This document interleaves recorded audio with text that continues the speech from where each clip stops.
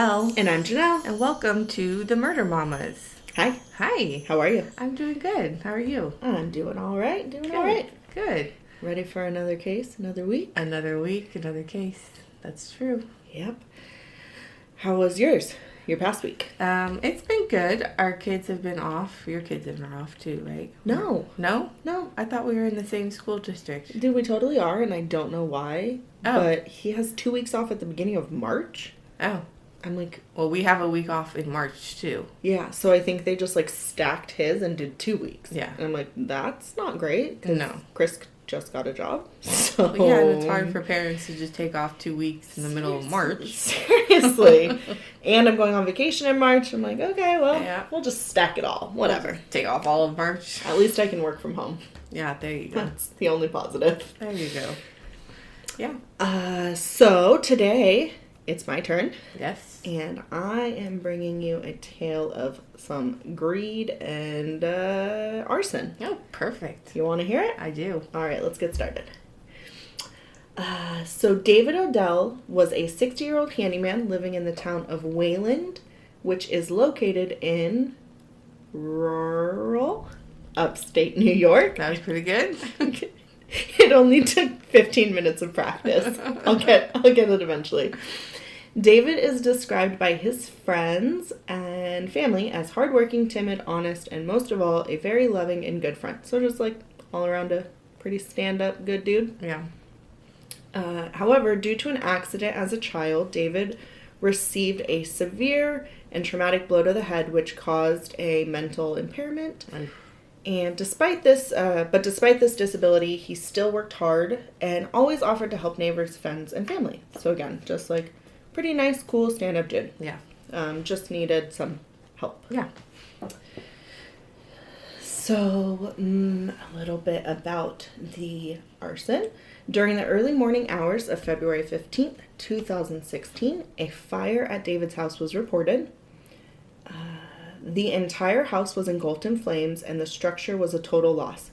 In the aftermath of the fire, David's remains were discovered, in a chair upstairs in the home. First responders and investigators stated that his body was charred beyond recognition. Oh, and he was in a chair. Yes. So he was sitting down. Yes. Oh, okay. It was discovered that his remains measured just 41 inches in length and weighed only 97 pounds. That's insane. So I don't know his You're right. death height and weight, I'm but sure he was taller than 41 inches. I'm assuming he's taller than my 5-year-old. Yeah. that's my assumption there, you know. It's a safe guess. So yeah, pretty much he was described as it's so gross, but charred to a crisp, which is so sad. Yeah. And also think of that. Yeah. a total nightmare. Yeah. A total nightmare. So I watched an episode of Deadly Women on this case and then did a little more research with some news articles and stuff. But at first the investigators thought that the death may have been accidental. So right, because he was sitting in a chair. So he was in a chair. It was also, that night happened to be the coldest night of the year. Okay. So for his area. So they thought that he might have done something wrong while trying to heat his home. Okay. And either started the fire. Space heater or something. Yeah, or used his fireplace wrong. He did have a part-time caretaker, and he was alone this night. Okay. So they thought that maybe that was why, plus his mental impairment, just kind of everything. Cumulative together. Yeah. But it didn't take the investigators very long to discover that the fire was not even close to an accident, but it was a very planned murder. However, it was not well planned. Okay. Or executed. So on David's last day alive, so that would be February 14th, he was fired from his handyman job where he worked for his best friend, Joe Myers. And Joe said that he fired David because of the alleged theft of $40. $40? Yeah. That's nothing. Yeah, I've given strangers more than $40 if my best friend needed $40, I Yeah. would hand them $40. Yeah. Without question. If Right. you needed $100, I'd probably give you $100 right now. Do you Yeah. need $100? No. Well, maybe. If you're offering, I'd never say no to free money. True. So David and Joe had been best friends since they were children. Wow. I just like a lot. I mean, it's like a lifelong friendship. Yeah, over $40. $40. Money makes people crazy. Super crazy. You can hear Lucy scratching. Yeah. So Lucy. Keep going. So to me, to me, it seems super suspicious. It's Right. like very sus that someone described as trustworthy, the way that David's been described, Yeah. would steal, first of all. And that Joe would be so quick to fire him and like not listen to any of his pleas or anything like that. Yeah, it seems a little fishy. Yeah, but as we get on, you'll see that it's making the larger framework for the night. Right. So Joe didn't really give David a chance to like defend himself, or Joe didn't listen to any of his pleas or like anything. He just didn't care. He was like, "You stole. I know you did it. Bye. Just whatever. Get out." Wow. And in the reenactment in the show, David was like crushed and like heartbroken. Oh, I'm sure. Because, I mean, he wasn't making a lot of money. He was making $120 a week working for Right. Joe, but like it was something, Yeah. you know, and it was his best friend, so he was like devastated. Wow. Yeah. That's really sad. Right? So after firing David, Joe went to a bar. While at this bar, he made sure to make it known that he was like very, very drunk. Like stumbling, falling over, had to be cut off. Just like a 21-year-old on their birthday. Yeah. Like Just going off. going hard, but Making people think that he's drunk. Exactly. Yeah. So in reality, he was not drunk at all. Not even a little bit. Taking shots of water all night. Exactly. Which is weird that he would have to get cut off if he was like... Right. If the bar didn't... Like, maybe he was ordering the drinks. Did he like... I mean, how much money are you going to waste? Right. Well, if you're planning a murder... I guess that's true. And he's... Yeah. But like, also... why... I don't know. Like, did he show up super drunk? Because if you're having to get cut off, but like maybe. you're not really like... I don't know. Maybe if you do show up. I just know that I've been really drunk at bars and I never got cut off. So I don't know what the threshold for getting cut off is. But I feel like there were a lot of times where I should have, and they were just like, nah, here you go, girl. Here's another shot. And I'm Now, like, I've been drunk a lot of times and have been cut off Oh, by you the bars. Yes. So it actually, usually when you put your head down on the counter is when they cut you off. That's the threshold? That's is the when threshold. Oh, because like I've fallen asleep? Yeah, that's supposed to be the... Yeah. No, they They're just let me supposed to keep wake you going. up and... Kick you out, right? Kick you out. Give No, you a no. taxi. And No, yeah. they just let me keep going. Wow. Yeah. One time, not related to this at all, but one time I was able to convince a bouncer to let my friend into a club. It was like an 18 and up club. Yeah. I was drunk because we drank before. Yeah. But I convinced them to let her in with her Costco card. because she didn't have her ID. She forgot it. Right. But her Costco card has a picture. Yeah. So you can see that it's her. Right. And you can't have a Costco card if you're not 18. Oh, okay. That was my reasoning to him. Right. And he let her in. Nice. So, I digress. Nice. So, like I was saying, Joe was not drunk. He was setting up an alibi. Right. Also, the firing of David was setting up an alibi, too. Right. Kind of wanted it... I think Joe wanted to make it seem like it was, like, a suicide. Because, like, David was sad that he got fired. Right. That's what I think, but... Yeah, that's what his plan was. And that's kind of what the show sort of portrayed it as, but can't say for sure. Right. So that night, Joe was planning on committing a murder, but he was also planning to commit a few different crimes. So Joe was married to a woman named Irene Myers, and they had met online, and he married her overseas and then brought her over from the Philippines. Okay. Together, they planned the murder of David. I think Irene was like the mastermind. Do you know why they were planning on killing him? Were they going to benefit? Girl. Oh. Were they going to benefit? We haven't gotten there yet. Nope. We'll get right there. Okay. And they absolutely were hoping to, but they don't. The only benefit they get is free room and board for the rest of their life. Oh. And clothes, probably. Yeah. So together, they began to plan the murder of David. Irene convinced David to allow her to become his part-time caretaker. So she sort of like wormed her way into his home. Okay. Saying, you know, yeah, like using Joe as an in there. Right. And in the fall of 2015, she would use her manipulation tactics again and convince David to deed her his farmhouse where he lived for just $8,000. Oh, jeez. That's so sad. It's like... to be taken advantage of. It's so sad because you know that you're like... everyone knew that he had... yeah. an impairment. Yeah. And like you're just taking advantage of them. Yeah. And abusing. It's like, you know, it's like a whole nother form of abuse, I think. It is. I mean, I'm pretty sure legally it is too. Probably. So from there, once she got the deed to the farmhouse, she began to take out a whole slew of insurance policies. She took out a policy... in December, she took out a $60,000 life insurance policy where she was the 100% beneficiary on David, which seems wild to me because I feel like I hear this all the time when I listen to cases. Yeah. Like, they took out a policy on someone, but I just got life insurance and I had to do so much to get it. Right. I had to get an exam.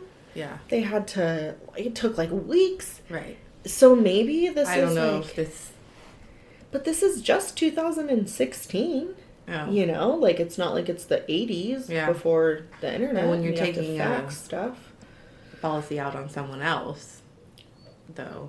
But like, wouldn't the person you're insuring still need to go through like all the hoops? You know? Yeah, I don't know. So like, did he go through those hoops and just be like, "Oh yeah, I do need life insurance," and then just not? I guess so. Oh well, there's another way she was taking. I didn't even think about that. But there's another way she's taking advantage of him. You know? Yeah. So. She also took out a $40,000 home insurance policy on the farmhouse, which seems like not a very much coverage. Not very much, no. So I don't think the farmhouse was like... it's probably not worth that much. Yeah, not in super great shape. Yeah. And not that that matters. No, no. Just thinking about it. And then she took out a $45,000 renter's insurance policy for the possessions in the home. Okay. So the possessions in the home are worth more than the home itself. More than the structure itself, right? Okay. So once all of that was done and completed, she has the home, she has all the insurance policies, she's got it all. They tried to kill David by withholding his medication from him. David suffered from seizures due to his trauma as a child, and they had hoped that without his medicine, he would have a fatal seizure, which is, like, so cruel. That is cruel. I mean, all of this is cruel, but, like, that's cruel. That is cruel. So it wasn't very, I mean, it didn't work. So then they have to go back to square one and think of a whole new plan on how to get rid of David to get all of that money. Oh, good. You know. So we're back at it again. Yeah, back to square one, back to the drawing board. So their plan from there was to, hold on, in the early morning hours of February 15th, Irene and Joe can be seen on surveillance cameras going to and from David's house. I have David here. I meant Joe. Oops. Irene and Joe can be seen on surveillance cameras going to and from David's house multiple times. Investigators believe that they were removing the items on the renter's insurance policy in order to commit insurance fraud. Sorry. So at around 1:15, Joe is seen on surveillance camera walking towards David's house for the final time with what appears to be a torch. So like like one of the big guys. Like a blowtorch? Yeah, I think so. That's the name, a blowtorch. Blowtorch. The fire at David's home would be called into police by a passing motorist at around 4:40 a.m. on February 15th. So I don't know exactly like where he lived, but it seems like it must be fairly rural to not have like a neighbor notice anything for a couple hours. 3.5 hours. 3.5 hours. Yeah, it's like a long time. That is a long time for a structure to be burning. Yeah. So at David's autopsy, it showed that there were signs of smoke inhalation, like in his lungs, right, which meant that he was alive when the fire was started, and he breathed in some like soot and stuff. He just didn't try to escape. Yeah. Which, so he could have been asleep, or he could have been drugged. In the show, like during the dramatic reenactment, it showed that Joe like hit him over the head. Oh, but I couldn't find anything that said there was like blunt force trauma to his head. Right. So he was like unconscious but breathing. I couldn't find anything that said that, but that's what it showed. So I don't know for sure though. But also that's like such a nightmare. Like being maybe burned alive, like especially described as charred to a crisp, and that's pretty it's just bad. like so scary. Yeah. So scary. Or being unconscious and then waking up in a fire, like that's so scary too. And not being able to get out. Oh my god. Yeah. So scary. So in the episode that I watched on this, Joe and Irene were described by an investigator as, quote unquote, not having enough bandwidth to execute this plan well. Bandwidth? Yeah. I found that to be a very funny way to say someone's stupid. Yeah. Like, I really, you don't have enough bandwidth. You don't have enough bandwidth, man. Also, it's like very technical. But from an investigator to me, it seems like, it seems like a computery term. Yeah. Like there's not enough bandwidth on that network. It must have been from IT. I don't know. So I thought that was funny. The investigators, again, in that episode, they say that in the early stages of the investigation, Irene and Joe showed up to the crime scene. So they, like, the morning of when everyone's there, like all the fire departments are there and everyone's trying to figure out what happened, they like show up basically saying like, oh, we're here because we're supposed to check on, I don't know, Irene's supposed to care for him or whatever. Do her duty. Exactly. But they just showed up and like made a really big weird scene with like what felt like really fake or staged grief, which kind of then shifted the focus directly onto them. Of course. So they're arrested, and then prosecutors don't show up at the crime scene. Why do people go back to the crime scene? Because they're crazy. Don't do that. They want to relive it. I guess so. I don't know. Maybe they didn't want to relive it. I don't know. Maybe they really thought like, we're gonna get away with this, and if we show up and we pretend like we're sad, like. And then you also have to think, was Joe sad? Like, that's his lifelong best friend. Yeah. You know? Yeah. Or is he a psychopath, obviously? I mean, like, he did a really bad thing. Lucy. Yeah. If you hear whining, it's a dog. It's a dog. It's Mel's dog behind the door, just desperately pleading to get in. Yeah, like, I don't know. Like, I feel like, first off, I would never kill anyone. No. But I would still feel sad. I would feel sad. So I think. I would hope. I don't know. I would hope so. I would hope I would feel sad. I'm not sure. I've never done it. Yeah. So people react in different ways. You've never done it. I always say. I mean, you have told me you're not very emotional, so maybe you wouldn't. Things happen. Oh, 40 years of friendship. Yeah. Well, yeah. Bye. Sucks to be you. So the prosecutors during the trial, they argued their whole position was that the arson and murder plot was devised to cash in on all the various insurance policies. And then with that money from the insurance, it was presumed that Irene would be using the money to relocate her family from the Philippines. Oh. So, rather than working for money, let's just kill someone. I mean, quick $140K. Yeah, I guess so. Both Joe and Irene were found guilty. Irene was charged with second-degree murder, 2 counts of first-degree arson, 5th-degree insurance fraud, and I don't know how many degrees of insurance fraud there are, but apparently at least 5. 2 counts of second-degree attempted insurance fraud, and then, where's the distinction? I don't know. Where's the distinction between, attempted insurance fraud and insurance fraud? Right. I don't know. Maybe she attempted other things that didn't go through yet. I don't know. And 4th-degree conspiracy.